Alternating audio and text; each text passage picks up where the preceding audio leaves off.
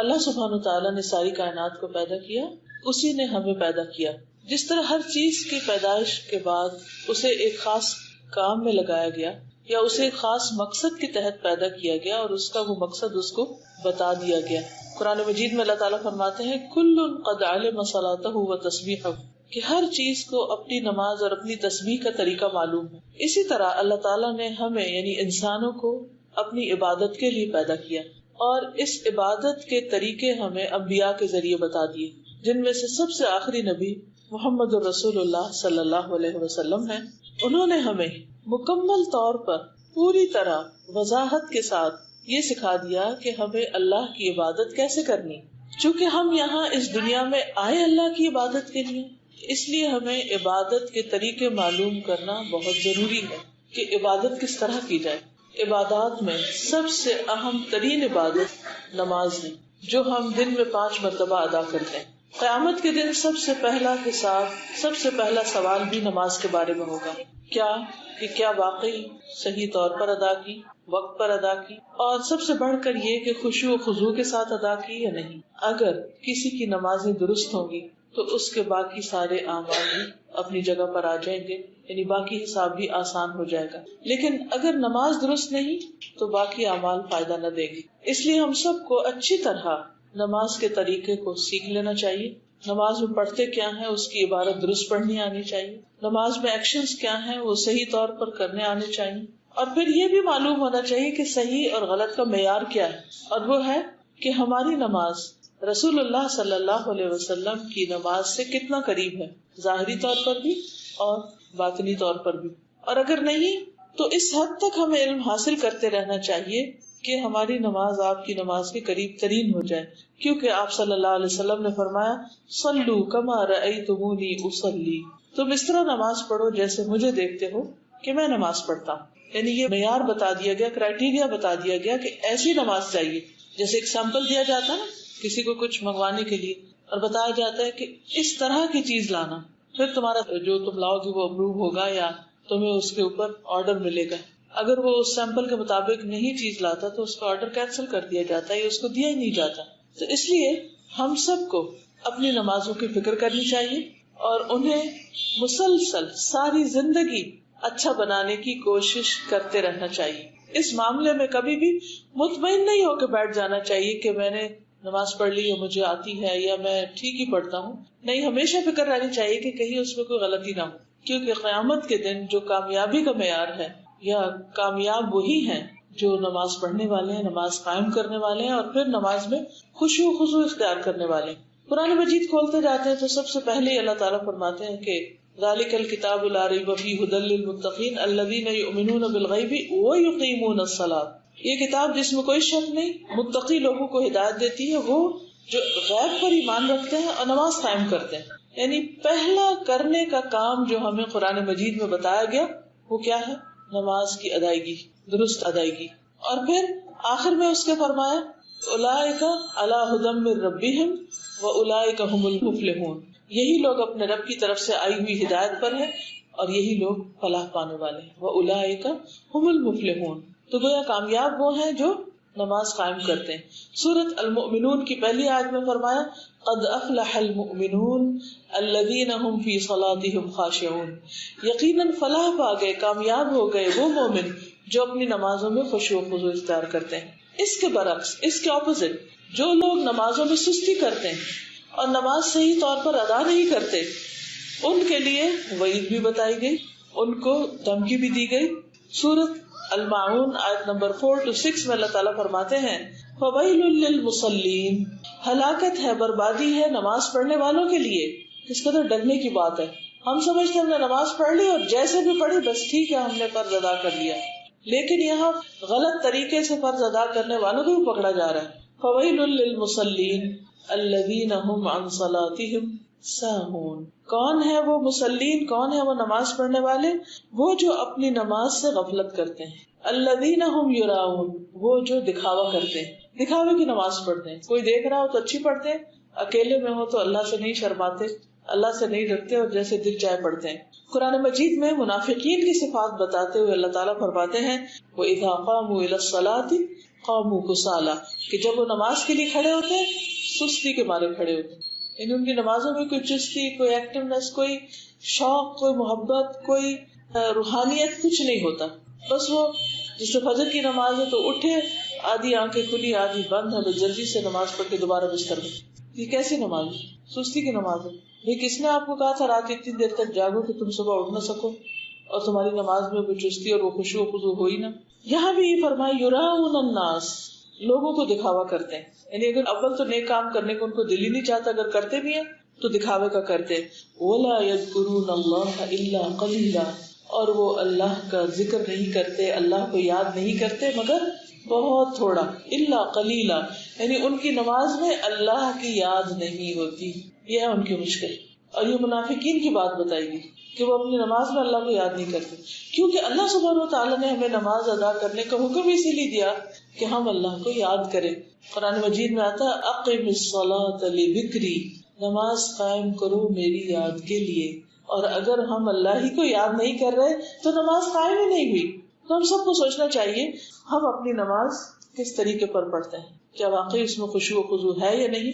تو آج میں انشاءاللہ چند باتیں اچھی نماز کے بارے میں کروں گی جس میں خصوصی طور پر خشوع و خضوع پایا جائے، کیونکہ نماز قائم کرنا ایک چیز ہے اور نماز میں خشوع اختیار کرنا دوسری چیز.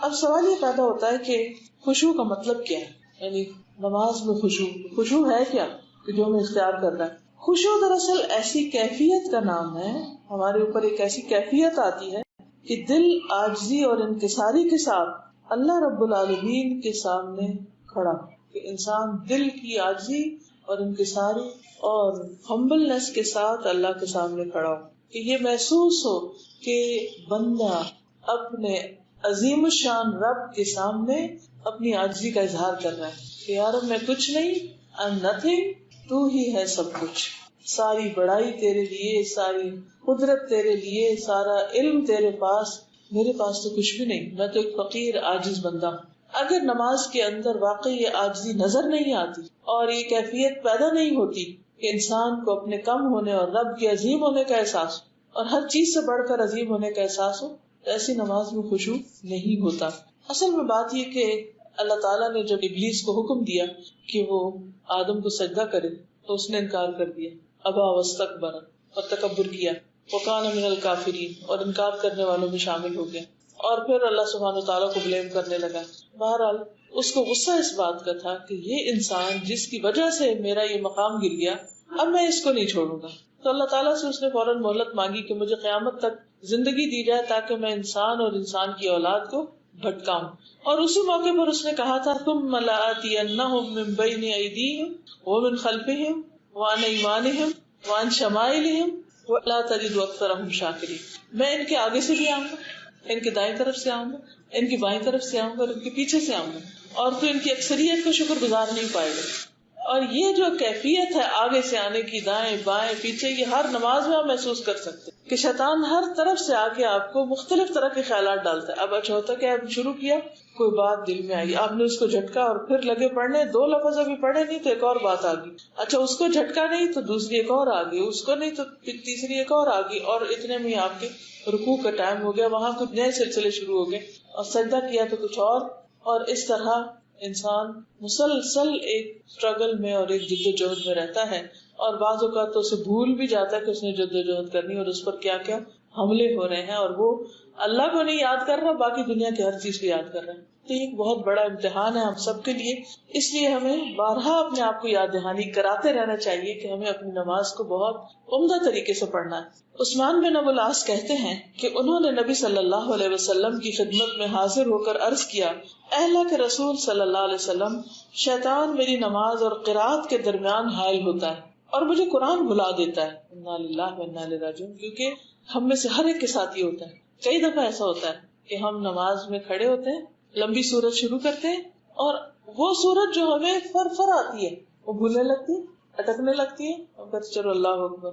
رسول اللہ صلی اللہ علیہ وسلم نے فرمایا، وہ شیطان ہے جسے خنزب کہا جاتا ہے. جب تم ایسی بات محسوس کرو تو اس سے اللہ کی پناہ مانگ لیا کرو اور اپنے بائیں جانب 3 مرتبہ تھوک دیا کرو، چھٹکار دیا کرو ایسے. بس میں نے ایسے ہی کیا تو شیطان مجھ سے دور ہو گیا. اس کے بعد وہ نہیں بھولے. تو اس سے کیا پتہ چلتا ہے کہ شیطان تو آئے گا آگے سے پیچھے سے دائیں بائیں ہر طرف سے، لیکن ہمیں اس کے مقابلے کے لیے اپنے رب کی پناہ لینی، اپنے رب سے مدد لینی. دیکھیں کہ ایک ہوتا ہے وہ شخص جس کا آپ مقابلہ کر لیتے ہیں، ایک وہ ہوتا ہے جس کا آپ نہیں کر سکتے، تو آپ کو دوسرے کی ہیلپ چاہیے تھی، مدد چاہیے تھی. تو بندوں میں سے تو کوئی نہیں شیطان کو پکڑ سکتا، اللہ ہی کو اس پر کنٹرول. تو انسان اللہ کی پناہ لے، اللہ کی مدد لے. اور نبی صلی اللہ علیہ وسلم کے بتائے ہوئے طریقے کے مطابق نماز کے اندر ہی 3 دفعہ بائیں طرف رخ کر کے تھتکار دے تو وہ دور ہو جائے گا.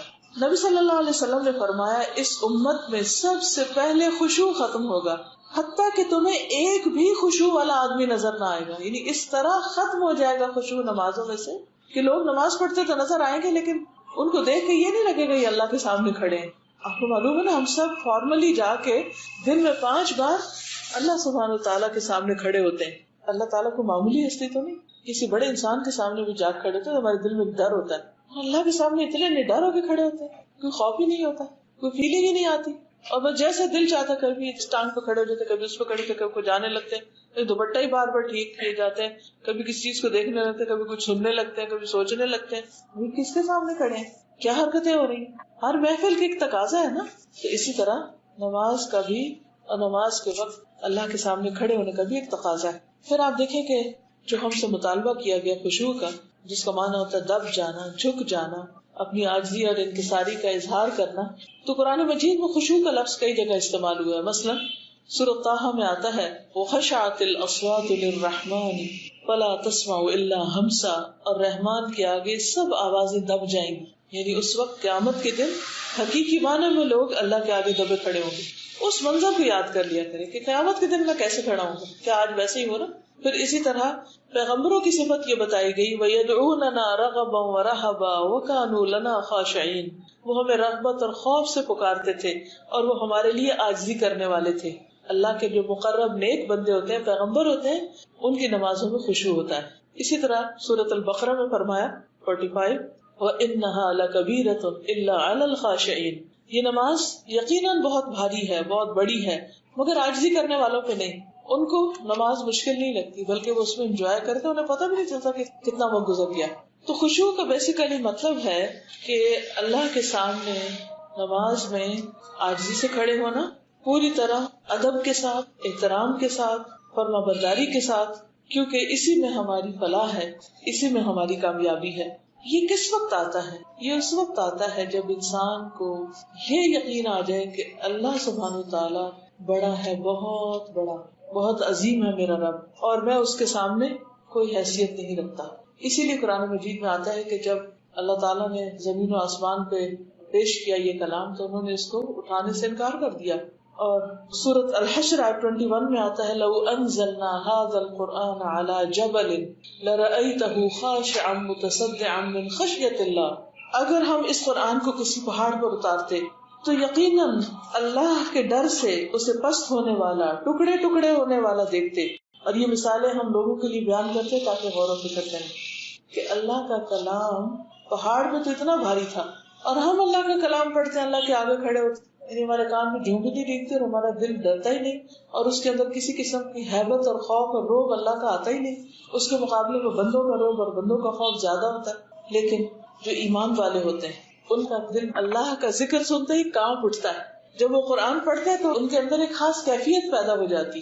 تو ہمیں ان کیفیات سے اپنا آپ کا جائزہ لینا چاہیے کہ کیا واقعی ہمارے اندر ایسی کیفیت پیدا ہوتی ہے. کیونکہ نماز ہو یا غیر نماز، اللہ سبحانہ وتعالیٰ نہ ہمارا لباس دیکھتا ہے، نہ ہماری شکلیں دیکھتا ہے، بلکہ وہ ہمارا دل دیکھتا ہے اور ہمارے اعمال دیکھتا ہے کہ ہم کرتے کیا.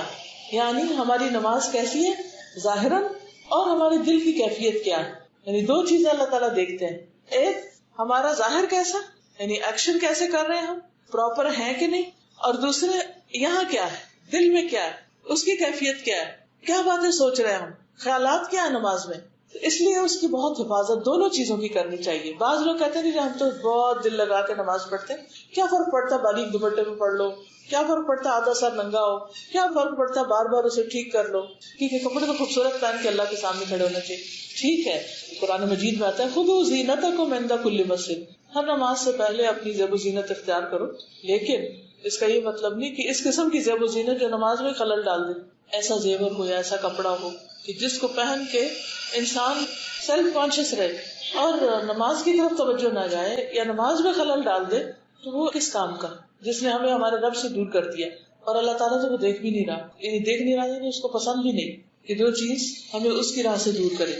اب یہ ہے کہ جیسے پہلے بات ہوئی کہ اگر خشوع ہوتا ہے نماز میں تو کیا فائدہ ہے اور نہیں ہوتا تو نقصان کیا ہے، یعنی یہ نہیں کہ ہماری چوائس ہے، چاہے تو خشوع پیدا کریں نہیں تو نہ کریں، نہیں کریں گے تو اس کا بھی انجام آپ نے دیکھا کہ اللہ سبحانہ وتعالیٰ نے فرمایا فَوَيْلٌ لِّلْمُصَلِّينَ الَّذِينَ هُمْ عَنْ صَلَاتِهِمْ سَاهُونَ، اور دوسری طرف منافقین کی نماز کہ اذا قاموا الى الصلاة قاموا كسالى، اور پھر کامیاب لوگوں کی صفت کیا ہے الذین هم فی صلاتهم خاشعون۔ تو اس لیے اس کے بغیر چارہ نہیں کہ اگر ہم کامیاب ہونا چاہتے ہیں تو ہمیں یہ کام کرنا ہی کرنا ہوگا، لازمی طور پر کرنا ہوگا۔ جس سورۃ بنی اسرائیل میں اللہ سبحانہ وتعالیٰ اپنے خاص بندوں کی صفت بیان کرتے ہوئے فرماتے ہیں وَيَخِرُّونَ لِلْأَذْقَانِ يَبْكُونَ وَيَزِيدُهُمْ خُشُوعًا، کہ جب قرآن کے سامنے پڑھا جاتا ہے تو وہ ٹھوڑیوں کے بل گر جاتے ہیں۔ ٹھوڑیوں کے بل گرنے کا مطلب زمین میں گرنا نہیں ہوتا، ٹھوڑی جب گرتی ہے تو یہاں لگتی، یعنی جھک جاتے ہیں، وَيَبْكُونَ، اور رونے لگتے ہیں نماز کے اندر، اور اس جھکنے اور رونے سے یزیدہم خشوعا، ان کی نماز کا خشوع بڑھ جاتا ہے۔ اس سے آپ اندازہ کر سکتے ہیں کہ خشوع کہتے کس کو ہے۔ ایک ہے نماز کے اندر جھکاؤ، ایک ہم نماز پڑھتے ہیں یوں کر کے ادھر دیکھ رہے ادھر دیکھ رہے ہیں آنکھیں بند کر کے پڑھ رہے، اور ایک یہ ہے کہ ہم سر جھکائے ہوئے ہیں اور آنکھوں سے آنسو بھی آ جاتے ہیں۔ ہم گنے آج تک ہماری کتنی نمازوں میں آنکھوں سے آنسو آئے، کیا ہم دن میں کم از کم ایک نماز میں روتے؟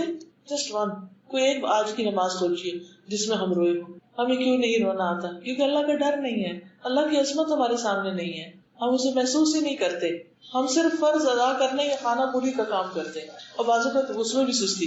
تو رسول اللہ صلی اللہ علیہ وسلم نے فرمایا جو شخص اچھی طرح سے وضو کرے پھر 2 رکعت نماز پڑھے خشوع و خضوع کے ساتھ متوجہ ہو کر، تو ایسے شخص کے لیے جنت واجب ہو جائے گی، یعنی اتنا زیادہ فائدہ ہے ایسی نماز کا۔ ایک اور جگہ پر فرمایا 5 نمازیں فرض ہیں، جو ان کے لیے اچھی طرح وضو کرے گا، وقت پر نماز ادا کرے گا، اطمینان سے رکوع کرے گا، نماز میں خشوع و خضوع اختیار کرے گا، تو اس کے لیے اللہ تعالیٰ کا وعدہ ہے کہ وہ اس کی مغفرت فرما دے گا، یعنی جو اچھی نماز پڑھے گا اس کے لیے بخشش کا وعدہ ہے، اور جو ایسا نہیں کرے گا اس کے لیے اللہ کا کوئی وعدہ نہیں، چاہے تو بخش دے چاہے تو عذاب دے۔ تو اس سے کیا پتہ چلتا کہ اگر نماز میں خشوع نہیں اور اللہ کی طرف توجہ نہیں تو پھر معاملہ اللہ کے ساتھ ہے، چاہے تو بخش دے اور چاہے تو نہ بخشے۔ پھر اسی طرح ابن کثیر کہتے ہیں نماز میں خشوع اس شخص کو حاصل ہوتا ہے جس کا دل نماز کے لیے فارغ ہو، یعنی دنیا کی باتیں چھوڑ کے نماز کی طرف توجہ کرے، نماز میں مشغول ہونے کے باعث باقی ہر چیز کا خیال چھوڑ دے کہ بھئی یہ تو میرا نماز ٹائم ہے، اب میں اور باتیں نہیں سوچ سکتا، اور نماز کو باقی سارے امور پر ترجیح دے، اس وقت اسے آنکھوں کی ٹھنڈک نماز میں حاصل ہوتی ہے، جیسے نبی صلی اللہ علیہ وسلم نے فرمایا کہ میری آنکھوں کی ٹھنڈک نماز میں رکھ دی گئی ہے، یعنی انہیں نماز پڑھ کے ایک خاص قسم کی تسکین حاصل ہوتی۔ اور ویسے ہمیں حکم کیا دیا گیا ہے کہ ہم عبادت کس طرح کریں، ان تعبد اللہ کأنک تراہ۔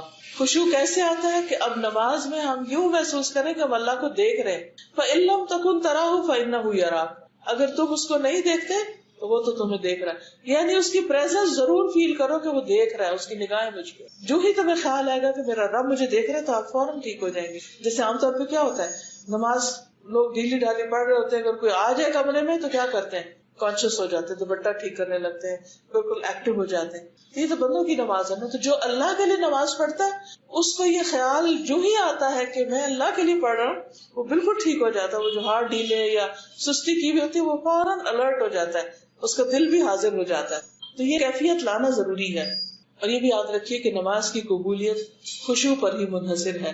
رسول اللہ صلی اللہ علیہ وسلم نے فرمایا بے شک بندہ نماز پڑھتا ہے مگر ہر آدمی کا اجر مختلف ہوتا ہے، 10واں حصہ، 9واں حصہ، 8واں حصہ، 7واں حصہ، 6واں حصہ، 5واں حصہ، 4تھا حصہ، 3را حصہ یا آدھا حصہ، اور کوئی خوش قسمت ہو کہ جس کو نماز کا پورا حصہ ملے۔ ہم تو صرف اس پہ خوش ہو جاتے ہیں کہ پڑھ تو لی نا۔ اچھا یہ بھی عجیب بات ہے کہ ہم مثلا نماز پڑھنے لگے، اتنے میں کوئی آ گیا تو ہم عام طور پہ کیا کہتے ہیں، تم بیٹھو 2 منٹ میں نماز پڑھ کے آئے، جلدی سے وہ پڑھ کے آئے، یعنی تم میرے لیے امپورٹنٹ ہو اور اللہ تعالیٰ میں جلدی سے ذرا حاضری لگوا کے آؤں۔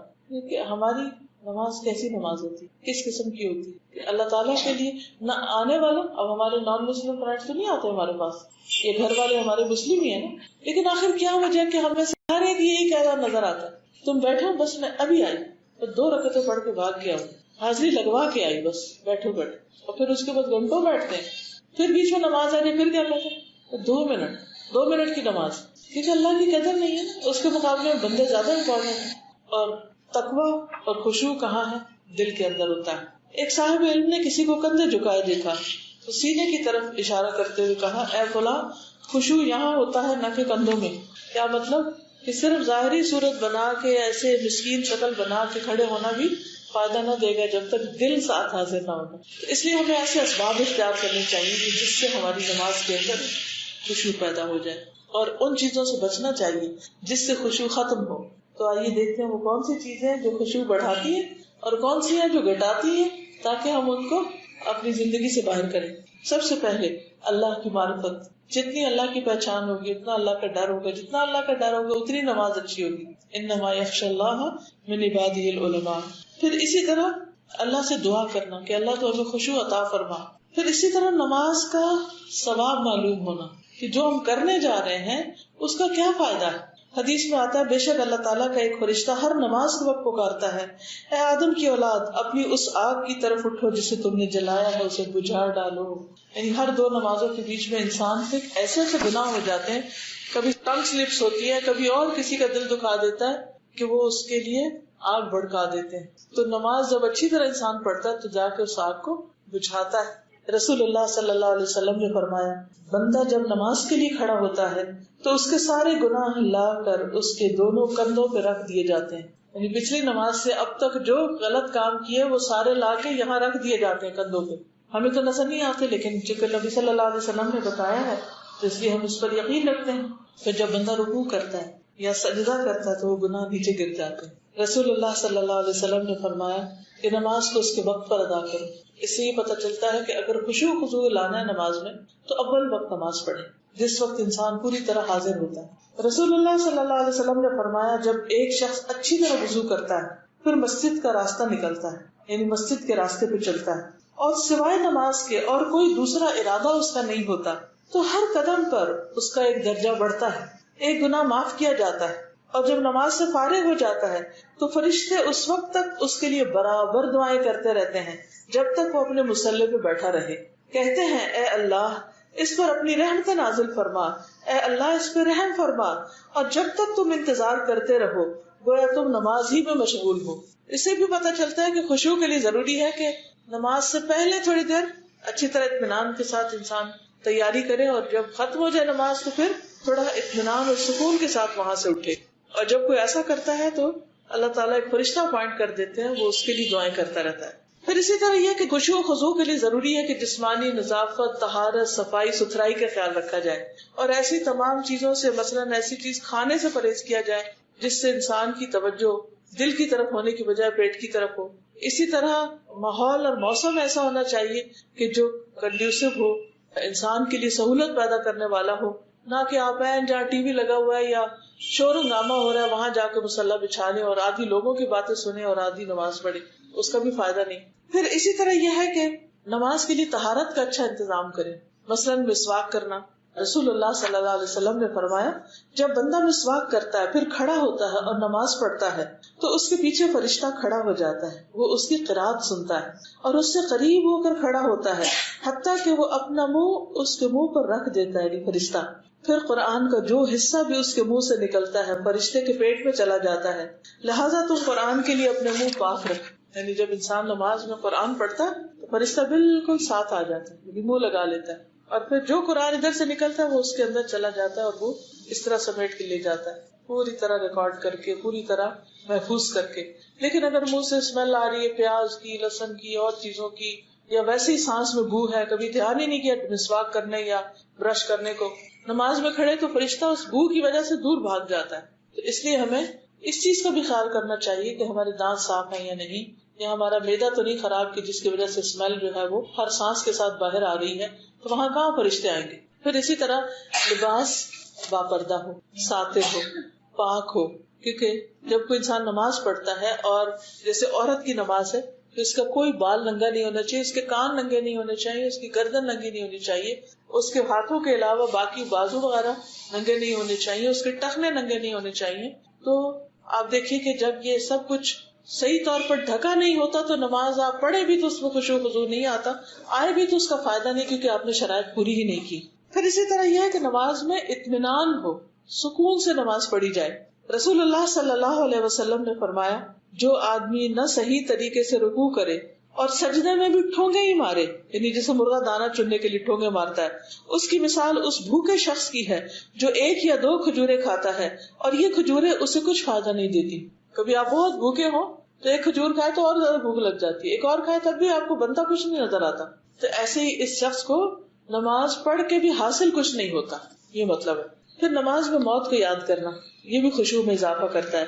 سنن ابن ماجہ کی روایت ہے جب تم نماز کے لیے کھڑے ہو تو اسے الوداعی نماز سمجھ کر پڑھو کہ شاید یہ میری آخری نماز ہو، یہ کوئی پتہ نہیں کہ ان 2 نمازوں کے بیچ میں کیا گزر جائے انسان پر. پھر قرآن مجید کی آیات اور اذکار پر نماز میں غور و فکر. والذین اذا ذکروا بآیات ربہم لم یخروا علیہا صما وعمیانا، اور جب انہیں ان کے رب کی آیات کے ساتھ نصیحت کی جاتی ہے تو وہ ان پر بہرے اور اندھے ہو کر نہیں گرتے، یعنی سوچتے ہیں، سمجھتے ہیں، غور و فکر کرتے ہیں. پھر حسب ضرورت جواب بھی دینا چاہیے.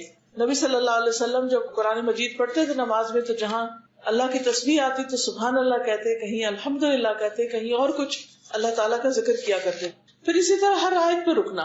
جب بہت تیز ہم تلاوت کرتے ہیں تو پھر بھی خشوع نہیں آتا، جیسے الحمدللہ رب العالمین الرحمن الرحیم مالک یوم الدین، ہر آیت کے بعد رکے، یعنی یہ نہیں کہ الحمدللہ رب العالمین الرحمن الرحیم مالک یوم الدین ایاک نعبد ایک ہی سانس میں ساری آخر تک پڑھ. اس سے خشوع نہیں آتا کیونکہ ساری انرجی کس پہ لگے؟ ختم کرنے پہ. رسول اللہ صلی اللہ علیہ وسلم نے فرمایا سب سے اچھا قرآن وہ آدمی پڑھتا ہے جس کو تم قرآن پڑھتے ہوئے سنو تو تم کو یقین ہوگا یہ آدمی اللہ سے ڈر رہا ہے، اس کے دل میں خدا کا خوف، وہ قرآن سب سے اچھا پڑھا ہوا. پھر اسی طرح نمازی جو ہے اس کو یہ یاد رکھنا چاہیے کہ اللہ تعالیٰ اس کی نماز کا جواب دے رہا ہے تو وہ توجہ سے بات کرے اللہ تعالیٰ سے. کیسے آپ مجھے کو بتائے گا؟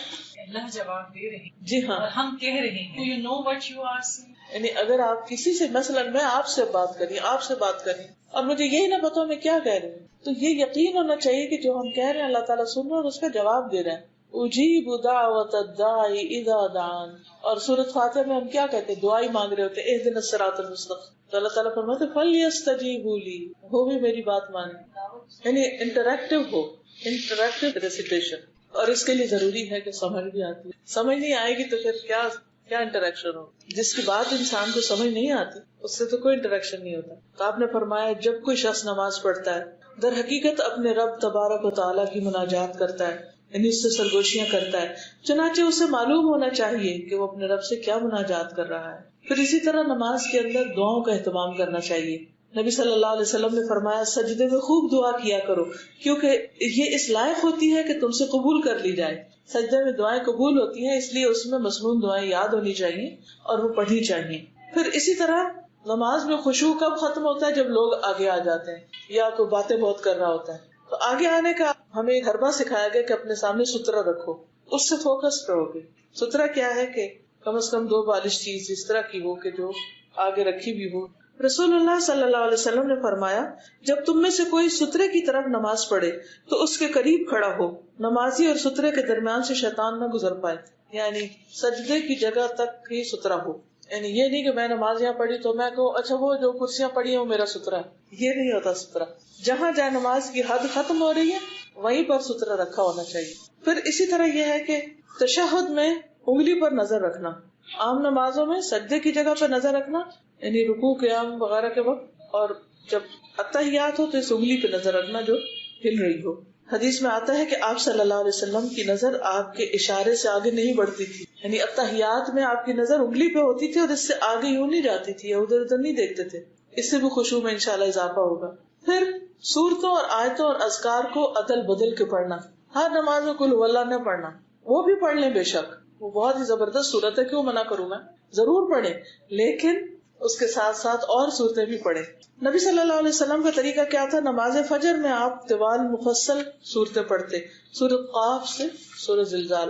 نماز ظہر اور عصر کی پہلی 2 رکعت میں 15 سے 30 آیتیں پڑھتے تھے. نماز مغرب میں قصار مفصل چھوٹی صورتیں پڑھتے جیسے سورۃ المرسلات. نماز عشاء میں اوساط مفصل درمیانی صورتیں پڑھتے جیسے سورۃ الانشقاق. نماز تہجد میں خوب لمبی لمبی قرات کرتے جیسے سورۃ البقرہ، آل عمران اور النساء.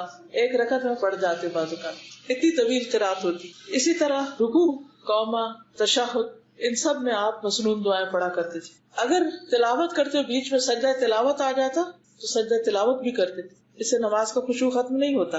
پھر اسی طرح نماز کے آخر میں جو دعائیں ہیں ان میں بھی شیطان سے بچنے کی دعا پڑھی جا سکتی ہے. ربی اعوذ بک من ہمزات الشیاطین واعوذ بک ربی ان یحضرون. پھر نماز کے بعد انسان غور کرے کہ کیا میری نماز میں خشوع تھا، اور اس کے لیے اسی جگہ بیٹھ کے کچھ ذکر اذکار کرے جو مسنون ہے. نبی صلی اللہ علیہ وسلم یہ دعا مانگا کرتے تھے، اللہم اعنی علی ذکرک و شکرک و حسن عبادتک. اے اللہ تو میری مدد فرما اپنے ذکر پر، اپنے شکر پر اور خوبصورت عبادت پر، کہ میں جو بھی عبادت کروں وہ بہت ایکسیلنٹ ہو. کئی لوگوں کو آپ نے دیکھا کہ وہ گھر بناتے ہیں تو صاف ستھرا خوبصورت، کپڑا پہنتے ہیں تو بہت زبردست، ہر چیز ان کی بہت طریقے سے ہوتی. ایسے لوگوں کو چاہیے کہ اپنی نماز بھی بہت خوبصورت بنا لیں.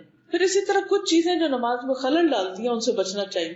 مثلا اگر آپ کو وضو ٹوٹنے والا ہے تو آپ کہ نہیں میں نماز پوری کر لوں، اور آپ کو واش روم جانا ہے اور واش روم جانے کے بجائے آپ مصلی پہ آ کے کھڑے ہو جائیں کہ جلدی سے میں سنت پڑھ کے پھر چلی جاؤں گی تاکہ دوبارہ وضو نہ کرنا پڑے، تو یہ چیز بھی خشوع میں خلل ڈالتی ہے. کتنی دیر لگے گی؟ اگر ہم غور کریں، نماز کے علاوہ وضو بہت مشکل کام ہے. اگر ہم غور کریں تو کتنی دیر لگتی ہے، اور اس کے فائدے کتنے.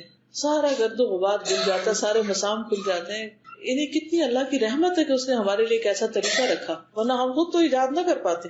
پھر اسی طرح یہ ہے کہ جب بھوک لگی ہو، کھانا سامنے ہو، تو پھر بھی نماز نہ پڑھے، کیونکہ سارا دھیان کس میں ہوگا کہ جو دوسرے کھا رہے ہیں وہ میرے سے کبھی کھا جائیں گے، اور وہ پریشانی کی حالت میں رہے اور نماز میں توجہ نہ کرے.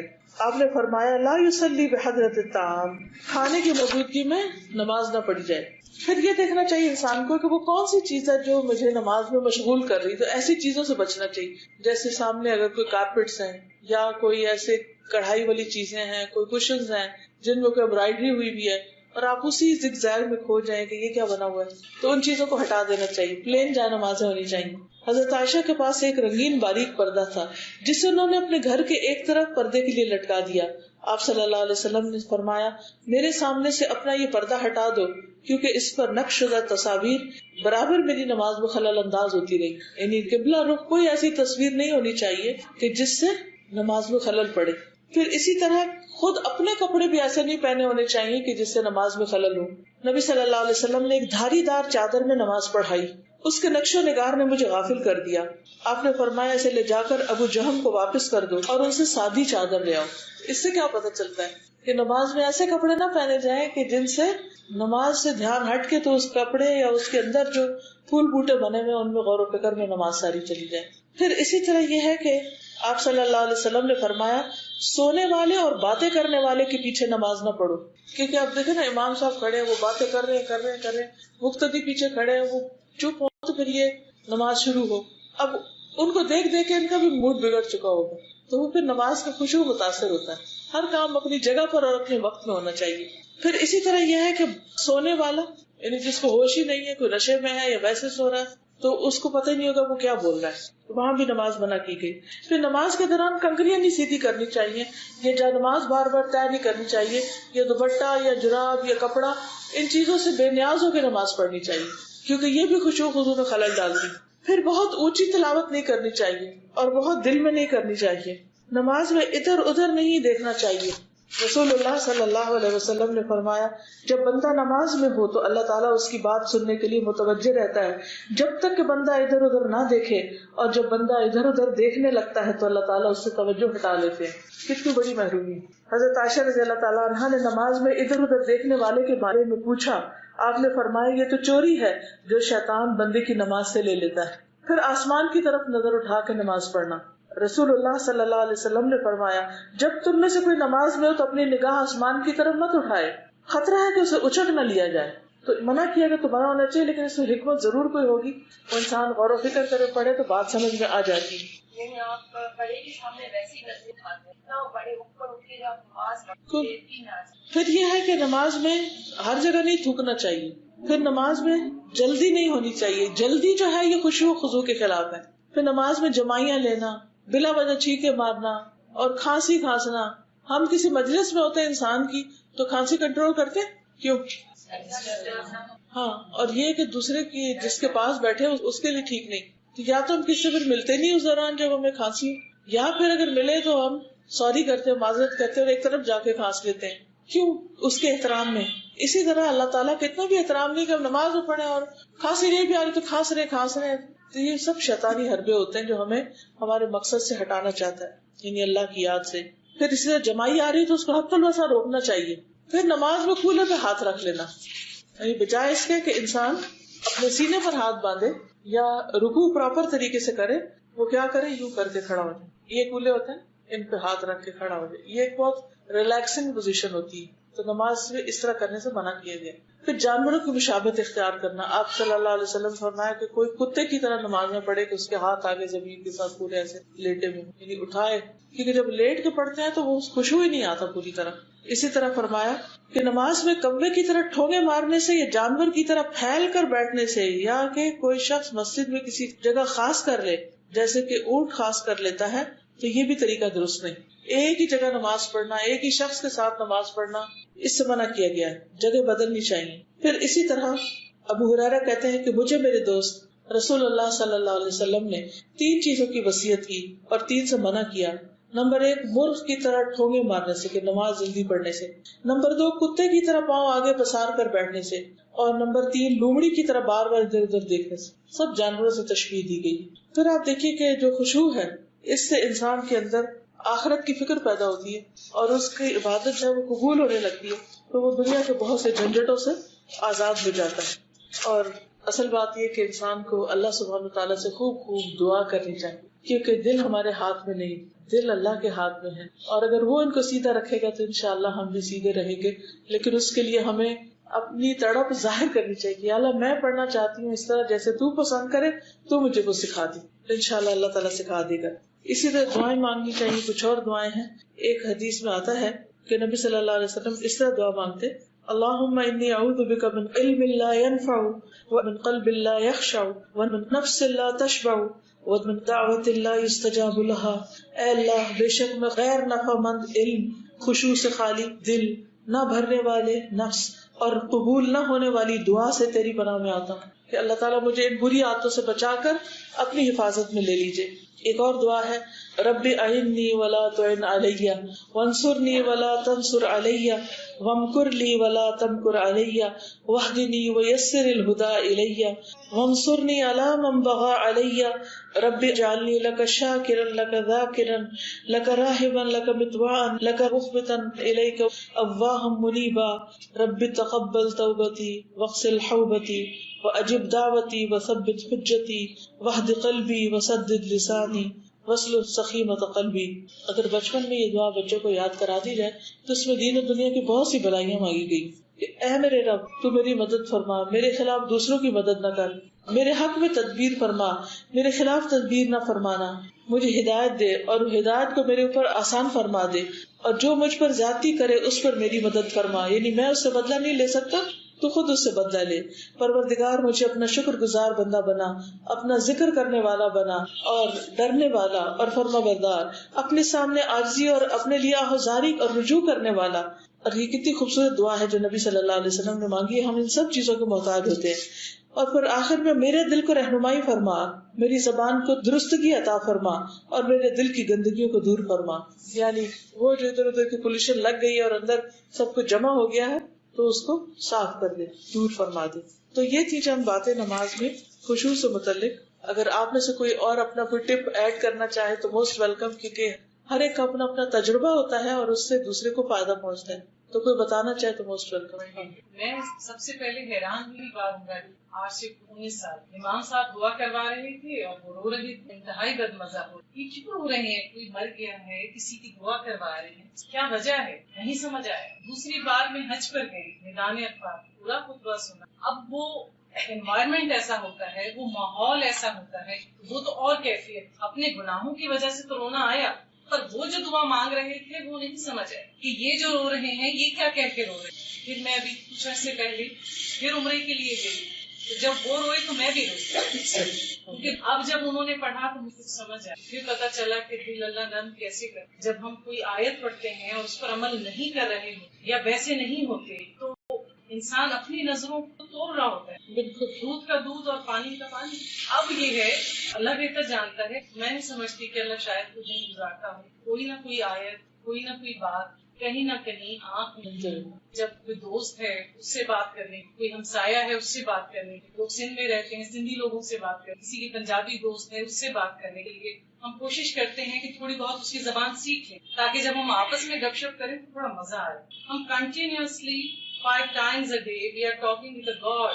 ہم اللہ سے بات کر رہے ہوتے ہیں اور اپنی ہی دعا مانگ رہے ہیں. ہمیں پتہ ہی نہیں ہے ہم کیا مانگ. ہمارا یہ المیہ ہے کہ ہمیں یہ تو تھوڑی بہت کوشش ہو جاتی ہے کہ جی ہم اسکول پیرنٹس میٹنگ میں جائیں گے، نہیں بھی تھوڑی سی پہلے انگلش کا کوئی کورس کر لیں تاکہ جب ٹیچر پیرنٹس میٹنگ ہو تو ہمیں تھوڑی سی یہ ہماری عزت میں کمی آ جائے کہ اس کی ماں انگلش ہی نہیں بول سکتی یا پراپر اردو کا ایکسنٹ ہی نہیں اچھا. ہم کوشش کرتے ہیں. میں سب سے یہی کہوں گی کہ پلیز تھوڑی سی ایفرٹ اللہ کے کلام کو جاننے کی، اللہ کی زبان کو جاننے کی. کیا ہمیں شوق نہیں ہے اس سے بات کریں؟ ہمارا تو وہ دوست بھی ہے نا، ہمارا مالک بھی ہے، ہمارا خالق بھی ہے، ہم اس کی زبان کیوں نہیں جانتے؟ اب دیکھیے کہ ہفتے میں ایک دفعہ بھی اگر آپ ٹائم نکالیں، دنیا کے سارے کام کرتے رہتے ہیں، ایک دفعہ بھی ٹائم نکالیں، کرتے کرتے ڈاؤن دا روڈ 3-4 سالوں میں آپ اچھا بھلا قرآن سمجھنے لگ گئے اور نمازوں کی حالت ہی بدل جائے گی انشاءاللہ. مانیے 2 سال بعد اور مجھے اپنی اس کیفیت سے رونا آیا کہ مجھے کچھ تو سمجھ آیا.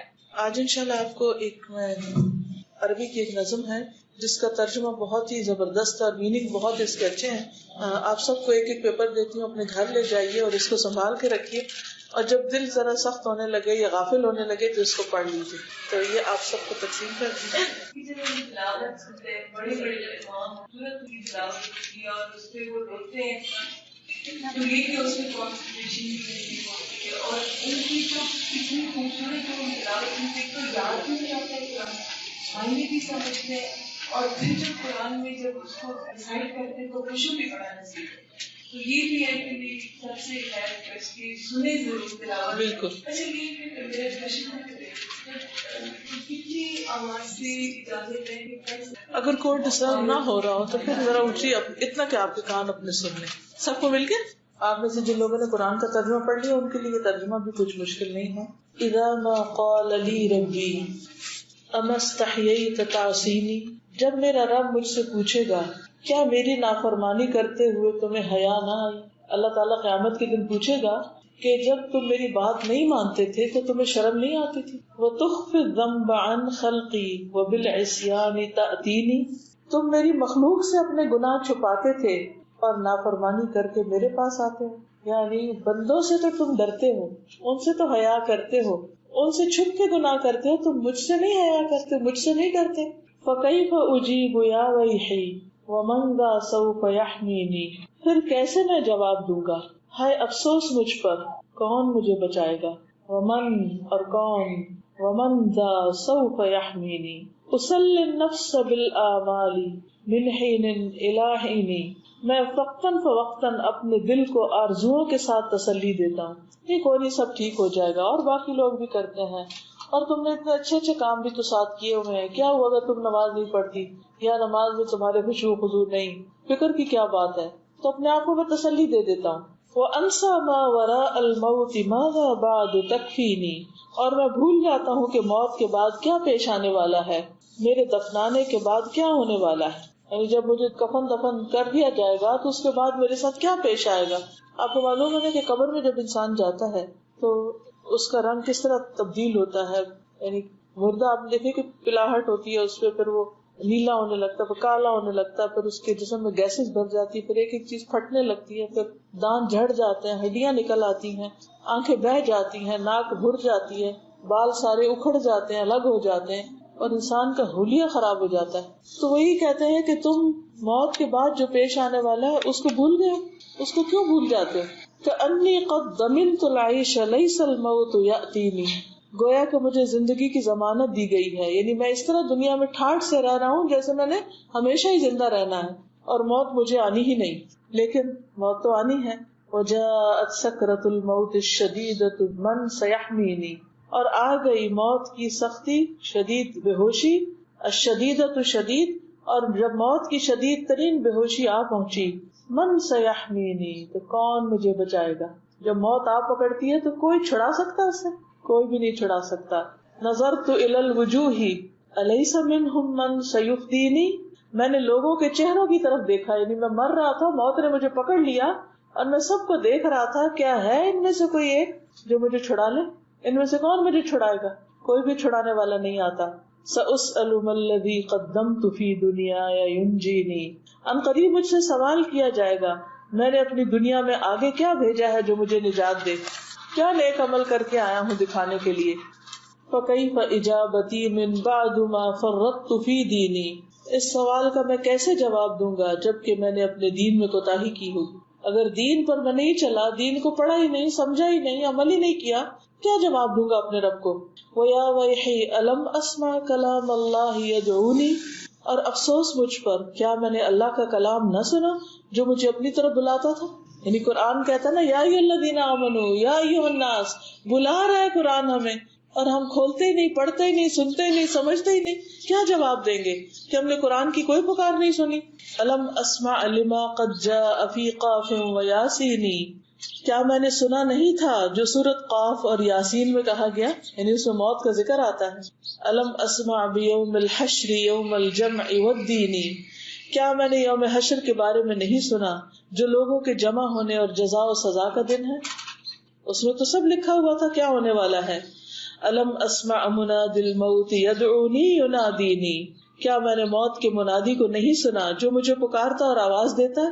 آپ کو معلوم ہے نا کہ ہر روز قبر انسان کو پکارتی کہ میں مٹی کا گھر ہوں، میں کیڑوں کا گھر ہوں، میں اندھیرے کا گھر، تو نے میرے پاس آنا ہے، اس کی تیاری کرو۔ لیکن ہم میں سے کتنے لوگ ہیں جو روز قبر کا سوچتے بھی ہیں؟ فیا رباہ عبد تائب من ذا سیؤوینی، اے میرے رب یہ تیری بارگاہ میں ایک توبہ کرنے والا بندہ ہے، کون ہے جو مجھے پناہ دے؟ یعنی اب میں توبہ کرتا ہوں۔ سوا رب غفور واسع للحق یہدینی، سوائے اس رب کے جس کی مغفرت بہت وسیع ہے، جو مجھے حق کی طرف ہدایت دیتا ہے، وہی رب مجھے بچا سکتا ہے۔ لیکن اسی رب کو تو دنیا میں بھولے رہتے ہیں۔ وہ 5 دفعہ دن میں بلاتا ہے حی علی الصلاۃ، حی علی الفلاح، آؤ نماز کی طرف، آؤ کامیابی کی طرف، اور ہم لبیک ہی نہیں کہتے، جاتے ہی نہیں، مسجدیں خالی پڑی رہتی ہیں۔ لیکن موت کے وقت انسان کیا چاہے گا؟ اب میں رب کی طرف آتا ہوں۔ اتیت الیک فرحمنی وثقل فی موازینی، میں تیری بارگاہ میں حاضر ہوا ہوں، تو مجھ پر رحم فرما اور میرے میزانوں کو بھاری کر دے۔ وخفف فی جزائی انت ارجا من یجازینی، اور میرا حساب ہلکا کر دے، تو ہی وہ بڑی ذات ہے جس سے امید کی جا سکتی ہے جو مجھے جزا دے گا۔ تو بندے کے لیے اپنے رب کے علاوہ کوئی جائے پناہ نہیں، وہی ملجا وہی ماوا ہے، ادھر ٹھکانا ہے ہم سب کا۔ اس لیے ہمارا فرض بنتا ہے کہ ہم اپنی خوشی کے ساتھ زندگی میں ہوش و حواس میں اپنے رب کی طرف رجوع کر لیں۔ اللہ تعالیٰ ہمیں اس کی توفیق عطا فرمائے۔ آخر دعوانا الحمدللہ رب العالمین۔ یہ جو نماز کے اوپر میں نے لیکچر دیا نا، نماز میں خشوع کیسے، اس پہ میں آلریڈی ایک لیکچر دیا ہوا، وہ کیسٹ پہ ریکارڈیڈ ہے، تو اگر آپ کو وہ چاہیے اور دوسروں کو بھی آپ سنانا چاہیں تو یہ کراچی کا ایڈریس نیچے لکھا ہوا، فون نمبر، اس پہ آپ کال کر کے کیسٹس کا پوچھ بھی سکتے ہیں، یا اگر آپ کے پاس انٹرنیٹ ہے تو یہ نیچے ویب سائٹس لکھی ہوئی ہیں، ان پر آپ جا کر دیکھ سکتے ہیں۔ اور کیونکہ ہمیں ہر روز اپنے علم میں اضافہ کرنا چاہیے، اللہ تعالیٰ ہمیں اس کی توفیق عطا فرمائے۔ وہ اقبال کا ایک شعر بھی یاد آ رہا ہے، کہتے ہیں کہ جو میں سر بسجدہ ہوا کبھی تو زمین سے آنے لگی صدا، تیرا دل تو ہے صنم آشنا، تجھے کیا ملے گا نماز میں؟ یعنی نماز پڑھ کے بھی ہمیں حاصل کچھ نہیں ہوتا، حالانکہ ان الصلاۃ تنہی عن الفحشاء والمنکر، نماز بے حیائی اور برائی سے روکتی ہے۔ وہ کیوں نہیں روکتی؟ ہماری نمازیں بھی کیوں نہیں روکتی؟ کیونکہ ان میں کوئی خدا کا خوف ہی نہیں، اس معیار کی نہیں کہ جس کے اندر یہ پاور ہو کہ وہ روک دے ہمیں۔ تو بال جبریل میں اقبال کہتے ہیں تیرا امام بے حضور، تیری نماز بے سرور، تیرا امام وہ بھی نہیں حاضر جو آگے پڑھا رہا ہے، لیڈ کر رہا ہے، تیری نماز بے سرور، ایسی نماز سے گزر، ایسے امام سے گزر. یعنی اس کا مطلب نہیں نماز چھوڑ دو، اس کا مطلب یہ کہ امپروو کرو. کیونکہ ہم یہ سمجھتے ہیں کہ ہم اچھے کام کر رہے ہیں، نماز پڑھ رہے ہیں، بڑا اچھا کام کر لیا، لیکن حقیقت میں وہ نماز انسان کے لیے فلاح نہیں، خسارے کا باعث ہو جاتی. تو قل هل ننبئكم بالاخسرین اعمالا الذین ضل سعیهم فی الحیاۃ الدنیا وهم یحسبون انهم یحسنون صنعا. کیا ہم تمہیں بتائیں کہ اعمال کے اعتبار سے سب سے زیادہ خسارے میں کون ہیں؟ وہ لوگ جو سمجھتے کہ سب اچھے کام کر رہے ہیں. الذین ضل سعیهم فی الحیاۃ الدنیا، جن کی ساری کوشش دنیا میں گم ہے، نماز میں بھی دنیا میں ہی گم ہے. یحسبون انهم یحسنون صنعا، اور وہ سمجھتے بڑے اچھے کام کر رہے ہیں، لیکن اللہ کے ذکر کے لیے ان کے اندر کوئی تڑپ نہیں، کوئی طلب نہیں، کوئی توجہ نہیں. اللہ تعالیٰ ہمیں اپنی طرف راغب کر دے. اور ہم جو فارغ ہوتے ہیں تو پکنک کی سوچنے لگتے ہیں، کچھ اور کام. اللہ تعالیٰ فرماتے فَإِذَا فَرَغْتَ فَانصَبْ وَإِلَىٰ رَبِّكَ فَارْغَب، جب تم فارغ ہو تو اپنے رب کی طرف رغبت کرو، اپنے آپ کو تھکاؤ، مشقت کرو. یعنی فراغت میں تو اور اچھی نماز پڑھو، نہ کہ فراغت میں تم اور ڈھیلے ہو جاؤ.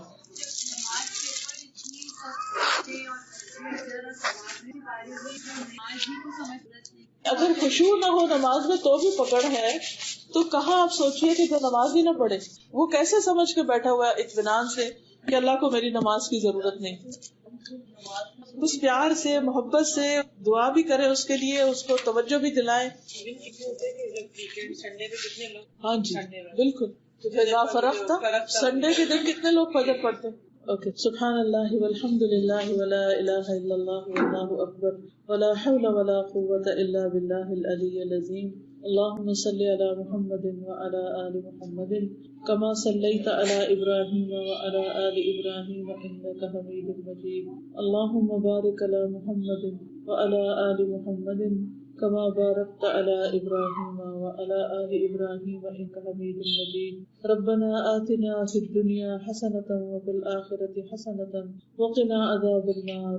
ربنا هب لنا من ازواجنا وذریاتنا قرة اعین وجعلنا للمتقین اماما.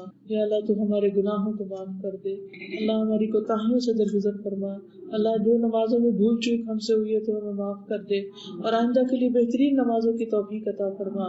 یا اللہ ہمارے بچوں کو نمازی بنا، ہمارے شوہروں کو نمازی بنا. یا اللہ انہیں مسجدوں کی محبت عطا فرما.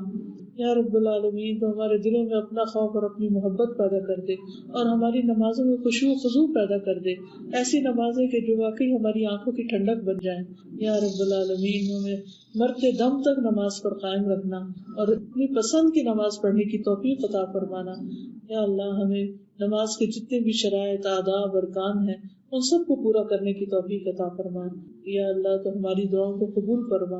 جتنی بہنیں آئی ہیں انہوں نے جو سنا ہے انہیں عمل کی توفیق دے، آگے پہنچانے کی توفیق عطا فرما. اس گھر پر اپنی خیر و برکت نازل فرما. یا اللہ انہیں اپنے دین کی بہترین خدمت کے لیے چن لے، ان کی اولادوں کو اپنی خدمت کے لیے چن لے. یا رب العالمین ہم سب کے بچوں کو نیک ہدایت عطا فرما. یا اللہ جو بھی ہمارے اہل و عیال، عزیز رشتہ دار سب فوت ہو چکے ہیں تو ان کی بخشش فرما. ہمارے والدین پر اپنی رحمت فرما. ہماری اولادوں کو ہماری آنکھوں کی ٹھنڈک بنا. یا اللہ تو ہمیں بہترین اخلاق عطا فرما. یا اللہ تو ہمیں بہترین حکمت اور سمجھ عطا فرما. ربنا تقبل منا انك انت السميع العليم وتب علينا انك انت التواب الرحيم. وصلى الله تعالى على خير خلقه محمد وعلى آله واصحابه واهل بيته اجمعين برحمتك يا ارحم الراحمين. سبحانك اللهم وبحمدك اشهد ان لا اله الا انت استغفرك واتوب اليك.